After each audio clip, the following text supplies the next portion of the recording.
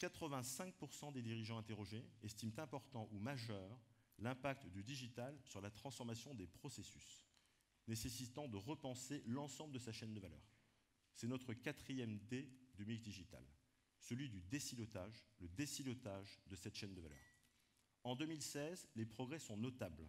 Sur 4 des 5 domaines de transformation que nous avions identifiés dans le baromètre l'an dernier, les dirigeants ont lancé des initiatives, même si elles portent, comme l'an passé, en priorité sur la socialisation, la réassignation de tâches, la dématérialisation et l'ouverture au tiers. Conséquence directe du développement de l'innovation qui nécessite d'interagir et de s'intégrer plus finement avec l'ensemble de son écosystème. Nous notons aussi des efforts sur la notion d'expérimentation ou de proof of concept, l'époque. Ces démarches que nous promouvons chez CSC permettent de désiloter certains processus, de faire communiquer des pans entiers de la chaîne de valeur, de bénéficier de l'apport des technologies pour produire plus rapidement et à moindre coût.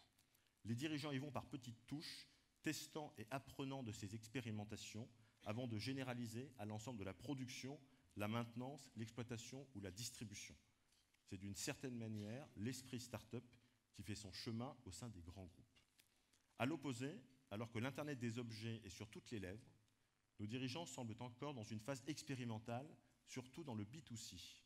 Les acteurs B2B ont depuis plus longtemps intégré ces apports dans leur processus de production.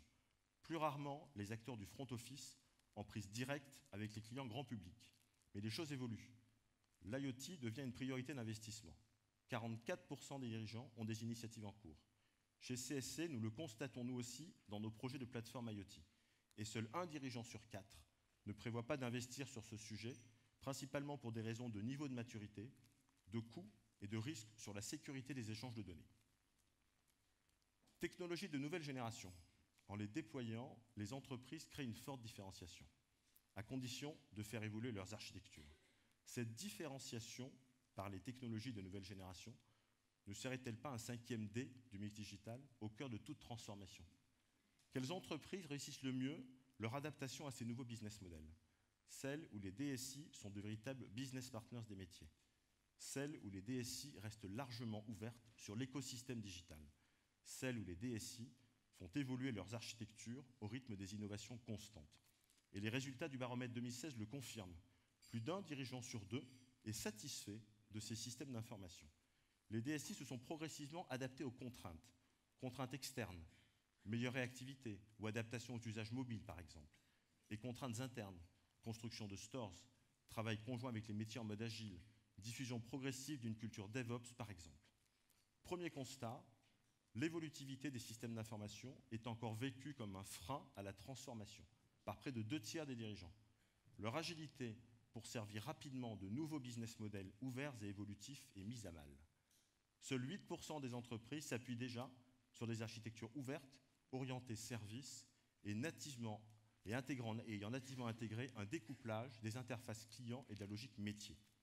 Nos offres de modernisation applicative, de gouvernance IT, de migration vers le cloud, notamment hybride, les accompagnent au quotidien pour faire évoluer ces architectures et gagner en agilité et réactivité, tout en réduisant leurs coûts.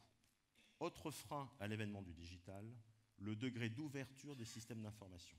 Là encore, plus de 2/3 des dirigeants les considèrent faiblement ouverts, aux clients comme aux partenaires.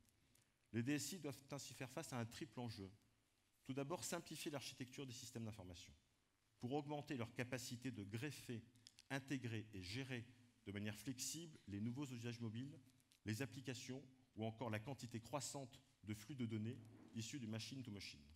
Ensuite, promouvoir les approches de cloud computing, qu'elles soient basées sur des plateformes publiques, privées ou hybrides.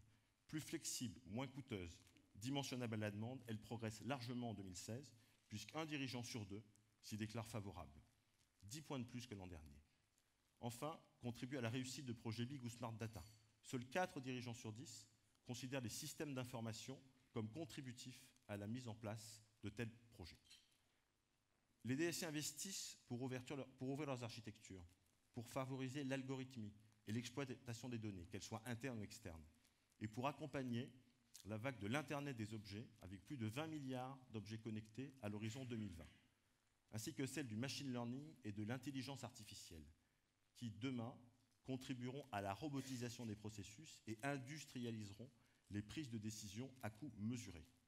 Des investissements qui font écho aux propositions de valeur de CSC, applications digitales, plateformes de cloud agile hybride, réseaux numériques sécurisés, espaces de travail digitaux hyper productifs, formalisés dans une série de 8 position papers prospectifs de notre CTO Dan Ocean, intitulé « Trajectoire vers l'entreprise digitale » et que je vous recommande de lire en complément du baromètre sur notre site web.